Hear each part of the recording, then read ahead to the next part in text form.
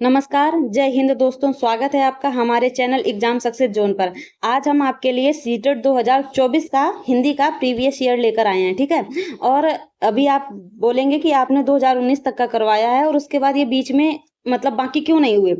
तो आप खुद समझिए कि जो पैटर्न चल रहा है, ठीक है। तो जैसे 2024 है, 2023 है, 2025 है, अब 2026 में जो पेपर आएगा तो इसी पैटर्न पे आएगा। तो हम पहले ये करवा रहे हैं, ठीक है, 24 23 और उसके बाद हम आपके उधर करवा देंगे, ठीक है। 20 21 22 हम आपके तीनों पेपर करवाएंगे, लेकिन अभी हम 24 से स्टार्ट कर रहे हैं क्योंकि इसी पैटर्न पे पेपर आपका आया था और उम्मीद है इसी पैटर्न पे आपका पेपर आएगा। तो चलिए अब हम स्टार्ट करते हैं। अब इसमें क्या दिया है, सबसे पहले गद्यांश। तो हम सबसे पहले गद्यांश को पढ़ेंगे, इसके बाद उससे संबंधित प्रश्नों के उत्तर देंगे, ठीक। चलिए गद्यांश पढ़ते हैं।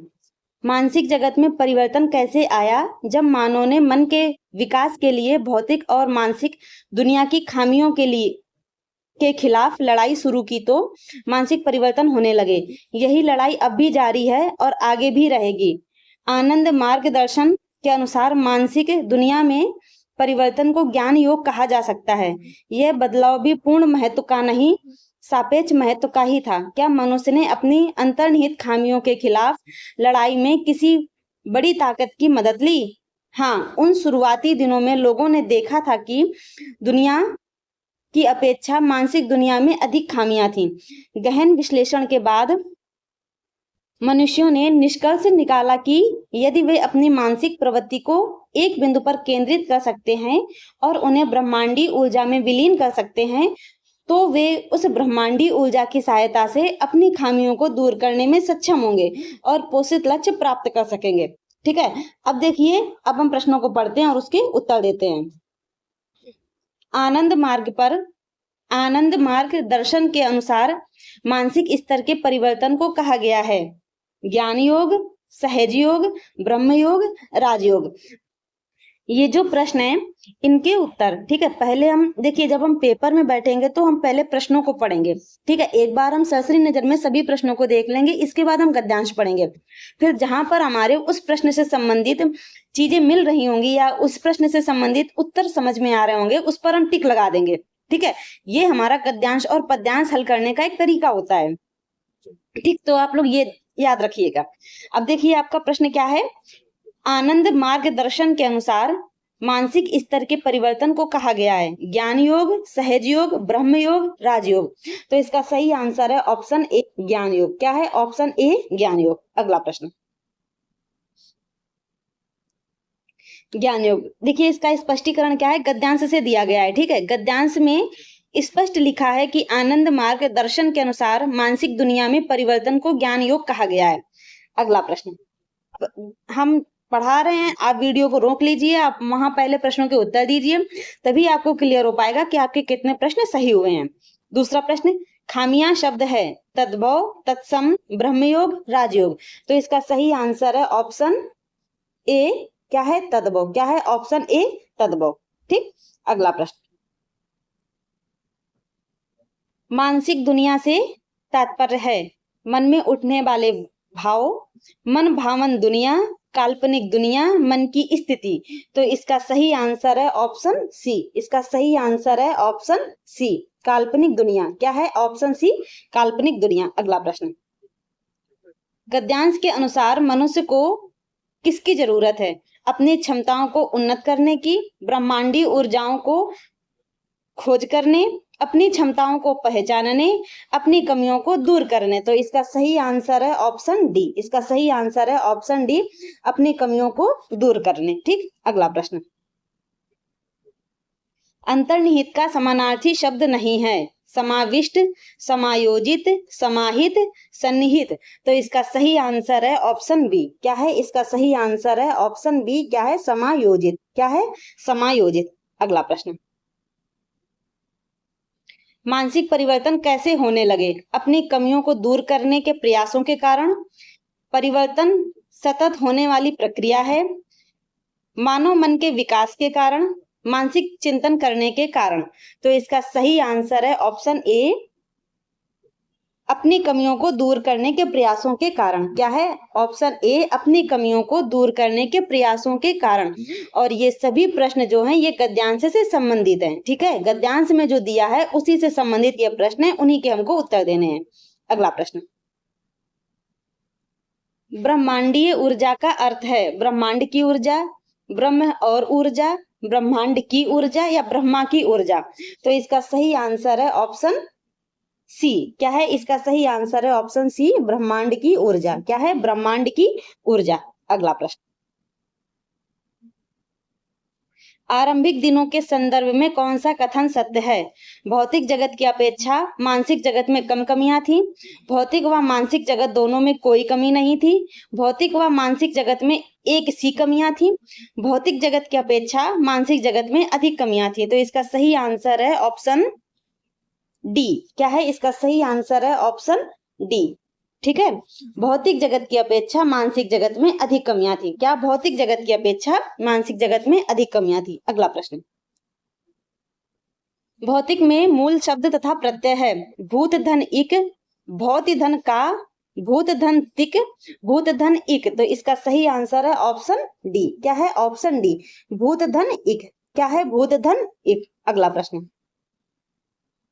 अब देखिए ये है हमारा पद्यांश। ठीक है, अब हम पद्यांश को पढ़ेंगे। 1 से 9 क्वेश्चन हमारे पद्यांश के गद्यांश के थे। ठीक है, 9 क्वेश्चन हमारे गद्यांश के थे। अब इसके बाद है हमारा पद्यांश। तो 100 से 105 तक के जो प्रश्न हैं वो हमारे पद्यांश से हैं। तो पहले हम पद्यांश को पढ़ेंगे, इसके बाद इससे संबंधित प्रश्नों के उत्तर देंगे। जीवन अर्पण लिए हुए पाता कभी खोता कभी, आशा निराशा से घिरा हंसता कभी रोता कभी, गतिमन ना हो अवरुद्ध इसका ध्यान आठों याम है, चलना हमारा काम है। ठीक है, ये है हमारा पद्यांश। अब इससे संबंधित हम प्रश्नों को देखेंगे। समूह से भिन्न शब्द है हंसना रोना, आशा निराशा, भिन्न भिन्न, पाना खोना। तो इसका सही आंसर है ऑप्शन सी। ठीक है, इसका सही आंसर है ऑप्शन सी, भिन्न भिन्न। ठीक है, देखिए हंसना रोना ठीक है, आशा निराशा ठीक है, खाना पाना खोना ठीक है। ठीक है, अगला प्रश्न,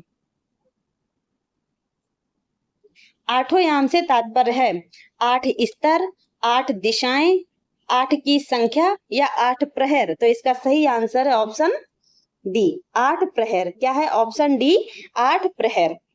अगला प्रश्न, चाहे कितने भी दुख आए मनुष्य को कार्य रोक देना चाहिए, कार्य करते रहना चाहिए, सदा शांत रहना चाहिए, सदा मुस्कुराते रहना चाहिए। तो इसका सही आंसर है ऑप्शन बी। क्या है सर? इसका सही आंसर है ऑप्शन बी, कार्य करते रहना चाहिए। क्या है? कार्य करते रहना चाहिए। अगला प्रश्न, कविता के अनुसार जीवन में सदा रहते हैं आठों याम, सुख दुख, अपने अपने, गतिमति। तो इसका सही आंसर है ऑप्शन बी। इसका सही आंसर है ऑप्शन बी। क्या रहते हैं? सुख और दुख। क्या रहते हैं? सुख और दुख। अगला प्रश्न, जीवन कैसा है? आशा निराशा से घिरा, आशाओं से घिरा हुआ, बेहद दुखद, बेहद सुखद। तो इसका सही आंसर है ऑप्शन ए, आशा निराशा से घिरा। क्या? आशा और निराशा से घिरा हुआ जीवन है। अगला प्रश्न, जीवन की विषम परिस्थितियों को व्यक्त करने के लिए उचित उदाहरण नहीं है। कभी हंसना कभी रोना, कभी सोना कभी रोना, कभी खोना कभी पाना, कभी आशा कभी निराशा।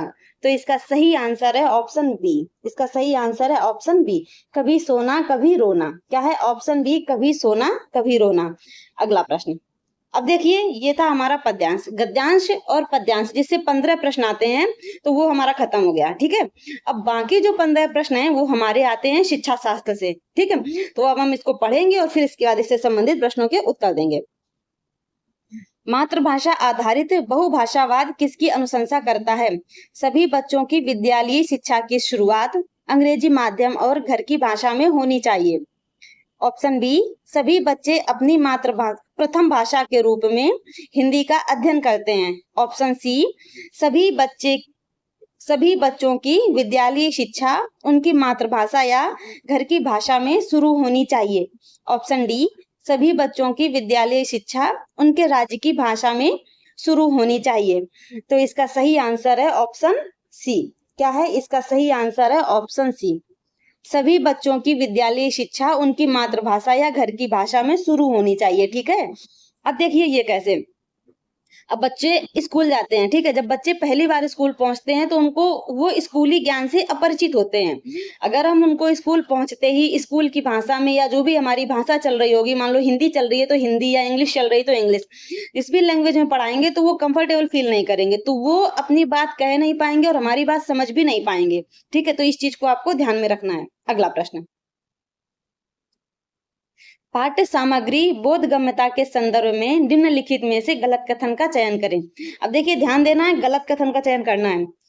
स्कीमिंग समीक्षा करने के लिए अधिक उपयुक्त है, जबकि स्कैनिंग द्वारा किसी विशेष प्रश्न का उत्तर देने में मदद मिलती है। स्कीमिंग और स्कैनिंग दोनों में ही पाठ्य सामग्री पढ़ने के दौरान तीव्र नेत्र गति शामिल है।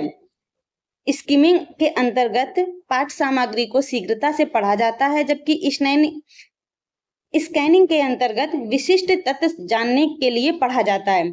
स्कीमिंग में गहराई से पठन किया जाता है, जबकि स्कैनिंग में सरसरी तौर पर पढ़ा जाता है। तो इसका सही आंसर है ऑप्शन डी। इसका सही आंसर है ऑप्शन डी। यही गलत है हमारा कि स्कीमिंग में गहराई से पठन किया जाता है जबकि स्कैनिंग में सरसरी तौर पर पढ़ा जाता है, और गलत ही हमसे पूछा था और यही हमारा गलत आंसर है। ठीक, अगला प्रश्न देखिए, इसका स्पष्टीकरण देखिए। यदि यह कथन गलत है क्योंकि स्कीमिंग सरसरी तौर पर पढ़ने के लिए होती है, गहराई से अध्ययन के लिए नहीं होती है। ठीक है, यही गलत है आपका, याद रखिएगा। अगला प्रश्न, बच्चे अपने आसपास परिवेश की वस्तुओं, घटनाओं और अवधारणाओं के बारे में पूछना आरंभ कर देते हैं, तो भाषा का कौन सा प्रकार अधिक प्रयोग में लाया जाता है? सूचनात्मक, खोजबीन परक, कल्पनाशीलता, नियंत्रक। तो इसका सही आंसर है ऑप्शन बी। इसका सही आंसर है ऑप्शन बी, खोजबीन परक। क्या है ऑप्शन बी, खोजबीन परक। अगला प्रश्न, मानव भाषा के किस गुणधर्म के कारण मनुष्य उन चीजों के बारे में बोल पाते हैं जो उनके तात्कालिक समय और स्थान में मौजूद नहीं है? संरचना निर्भरता, वियोजन सामर्थ्य, विस्थापन, यादृच्छिकता। तो इसका सही आंसर है ऑप्शन सी। इसका सही आंसर क्या है? Option C. ठीक है, डिस्प्लेसमेंट। इसका सही आंसर है ऑप्शन सी। विस्थापन भाषा की यह विशेषता है जिससे हम अतीत या दूर की चीजों पर बात कर सकते हैं। ठीक है, अगला प्रश्न, निम्नलिखित में से कौन सा कौशल समझ के साथ पठन का लक्षण नहीं है? घटनाओं और विचारों के क्रम का संयोजन और आकलन करना, अब तक पढ़ी गई सामग्री का मानसिक रूप से सारांशीकरण करना, अक्षरों और वर्णमाला पर ध्यान केंद्रित करना, विषय वस्तु के आगे का अनुमान लगाना। तो इसका सही आंसर है ऑप्शन सी, अक्षरों और वर्णमाला पर ध्यान केंद्रित करना। क्या? अक्षरों और वर्णमाला पर ध्यान केंद्रित करना। अब देखिए क्या है, कौन समझ के साथ पठन का लक्षण नहीं है। आपको प्रश्न पे बहुत ज्यादा ध्यान देना है कि प्रश्न हमसे पूछ क्या रहा है। ठीक है, आप प्रश्न पे जब अच्छे से ध्यान देंगे तो ही आपको उसका आंसर बहुत अच्छे से समझ में आएगा। ठीक है, अगला प्रश्न, निम्नलिखित में से कौन सा द्वितीय भाषा शिक्षण के व्याकरण अनुवाद विधि का गुणधर्म नहीं है? द्वितीय भाषा में सीधे ही संप्रेषण करना और उसके बाद दोनों भाषाओं के व्याकरण के नियमों की तुलना करना, भाषा के प्रकारों के स्थान पर नियमों पर अधिक ध्यान देना, प्रथम और द्वितीय भाषा के व्याकरणिक नियमों की तुलना करना, द्वितीय भाषा के व्याकरण के नियमों का अधिगम और अभ्यास। तो इसका सही आंसर है ऑप्शन ए। ठीक है, इसका सही आंसर है ऑप्शन ए। द्वितीय भाषा में सीधे ही संप्रेषण करना और उसके बाद दोनों भाषाओं के व्याकरण के नियमों की तुलना करना। देखिए, तुलना करना हमारा एकदम गलत है। हमको नेगेटिव वर्ड से एकदम अलग रहना है। जहां भी इस तरीके के शब्द आते हैं वहां से हमको अलग रहना है, उस क्वेश्चन को हमको गलत ही करना है। लेकिन इसमें आपका जो प्रश्न पूछा गया है उसमें पूछा ही गया है कि कौन सा गुणधर्म नहीं है, तो प्रश्न को हमको अच्छे से देखना है। ठीक है, अगला प्रश्न, एक अध्यापक ने अपने विद्यार्थियों से कहा कि वे इस बात पर विमर्श करें कि उन्होंने उसके द्वारा दिए गए अनुभवजनित प्रश्न का उत्तर किस प्रकार दिया। यह किसका उदाहरण है?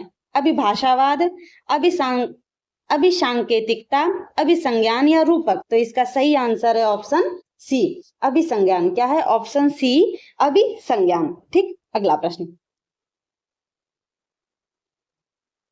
निम्नलिखित में से क्रेशन की परिकल्पना में से कौन सा वाइगोत्स्की के जेडपीडी के समान है? प्राथमिक व्यवस्था परिकल्पना, अफेक्टिव फिल्टर परिकल्पना, निवेश परिकल्पना, पर्यवेक्षण परिकल्पना। तो इसका सही आंसर है ऑप्शन सी, निवेश परिकल्पना। क्या है? ऑप्शन सी, निवेश परिकल्पना। अगला प्रश्न, क्यूमिन के अंतर्निर्भरता परिकल्पना के अनुसार निम्नलिखित में से कौन सी एक दूसरे पर पारस्परिक रूप से निर्भर है? द्वितीय भाषा में पठन और लेखन, प्रथम और द्वितीय भाषा में बुनियादी अंतर्वैयक्तिक कौशल, द्वितीय भाषा में बोधगम्यता और उत्पादन, प्रथम और द्वितीय भाषा में संज्ञानात्मक अकादमिक निपुणता। तो इसका सही आंसर है ऑप्शन डी, प्रथम और द्वितीय भाषा में संज्ञानात्मक अकादमिक निपुणता। ठीक, अगला प्रश्न, निम्नलिखित में से कौन सा अक्षरों और वर्णमाला के स्थान पर शब्दों और लघु कथा सामग्री के आधार पर पठन कौशल आरंभ करने को तर्कसंगत नहीं ठहराता?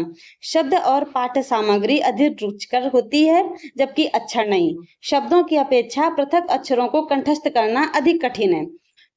शुरुआती पाठक छोटी छोटी इकाइयों की तुलना में बड़ी इकाइयों पर बेहतर तरीके से ध्यान केंद्रित कर पाते हैं।